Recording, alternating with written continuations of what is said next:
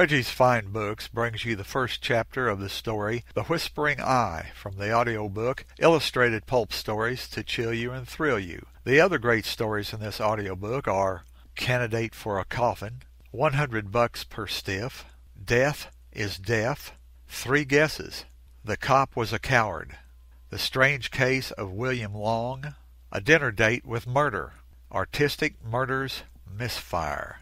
This book is also available in print form through CreateSpace.com. The Whispering Eye. Hunted by the police, framed for robbery and murder by the Eye, master fiend and vicious ruler of the underworld, loathed by Barbara Sutton, the girl who loves him, the Black Hood had to face the blazing purgatory of this murder master's guns to win back Barbara's love and clear himself of the framed charges. Chapter 1. That night, the sounds that came from the metal stamping plant of Weedham Industries Incorporated might have been prophetic of the immediate and ugly future, for they were like the rattle of machine guns. But Joseph, keeper of the South Gate, was blissfully ignorant of a machine gun and its deadly chatter, so that he drew no such comparison. His only worry at the time lay in the dark sky above and the blue-white stabs of lightning that promised an electrical storm. He hated storms. Probably he hated the idea of being murdered, or would have if it ever occurred to him. But then he didn't know that he was going to be murdered, and he did know it was going to storm. The thunder was the tocsin of the storm, but those who came to rob and kill moved unheralded in swift silence. The night shift had clocked in over an hour ago, and there should be no passing through the gate for at least 6 hours. Joseph tilted his chair back against the steel fence and kindled his cob pipe. The air was hot and still, so that blobs of pipe smoke clung like earthbound ghosts about him. In spite of the impending storm, Joseph was happy. In his mind was a kindly thought for William Old Bill Weedham, principal owner of Weedham Industries. That was because of the bonus Joseph was anticipating. Within the next 24 hours, Joseph knew, $75,000 would be distributed in cash bonuses to the employees of the metal stamping division. Joseph had mentally spent his tiny fraction of the money a dozen times or more. He did a lot of dreaming, Joseph did, but about pleasant things. He had never dreamed of those who would rob and kill. A low-slung maroon roadster came down the street and nosed into the mouth of the Tarvia Drive at Joseph's gate. Joseph eased his chair forward, stood up, approached the car. His faded eyes squinted against the glare of the floodlights mounted on top of the high fence. The car looked like the one young Jeff Weedham drove. Jeff Weedham was Old Bill Weedham's son. He took no interest in his father's business or in anything else, unless it was that newspaper business which the elder Weedham had purchased for him. Yes, that was Jeff Weedham at the wheel, and beside him were 2 other young people, a girl and a red-headed man. Joseph took off his cap, and a grin cracked his weathered face. "Hi," Jeff Weedham said.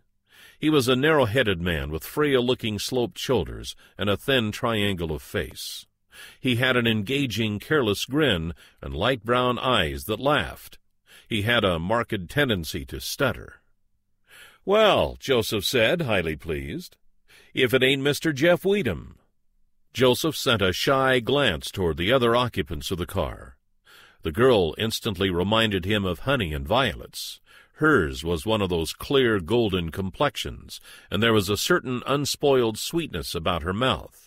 It must have been her eyes that recalled violets. The man on the girl's right seemed to overlap her possessively, which could have been accounted for by the width of his shoulders. His red hair bristled in defiance to any comb. His nose looked as though it had been hit a few times in its owner's lifetime. The greenish suit he wore was filled to capacity with overly developed muscles. A leather-cased camera was suspended from his bull neck by means of a strap. He had a flashlight gun in his right hand, and a photographer's tripod was propped upright between his knees. "Do you think you could let us in?" Jeff Weedham asked of Joseph. The Daily Opinion is going to give Dad a plug. The Daily Opinion was the newspaper which Bill Weedham had bought for his son, Joseph recalled. "Why, I guess so," Joseph replied. "But your friends here will have to sign the register book." The big redhead had some difficulty getting into the pocket of his suit coat, from which he extracted a card. He swelled importantly as he handed it across to the gatekeeper. The card read, "The Daily Opinion, Joe Strong, news photographer." He said, "Well, I guess this'll fix everything, huh, Jeff?" "This is Miss Barbara Sutton," Jeff said, indicating the girl beside him. "I've hired her as a reporter, and Joe Strong is her cameraman. I just came along to see that they get inside. They're doing an article on the various manufacturing plants around New York." Joseph bowed to Barbara Sutton. "You folks can go right in, just as soon as you sign the book." He went back to his post and returned with a ledger. He turned pages with a moistened thumb, took a pencil out of his pocket, passed both to the passengers of the roadster. Barbara Sutton and Joe Strong signed. "Looks like it's kicking up a storm," Joseph said. The thunder rolled ominous reply to his remark.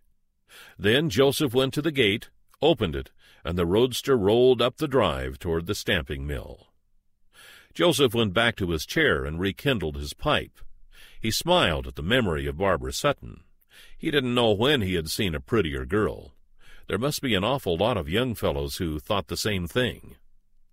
"And if I was 20 years younger,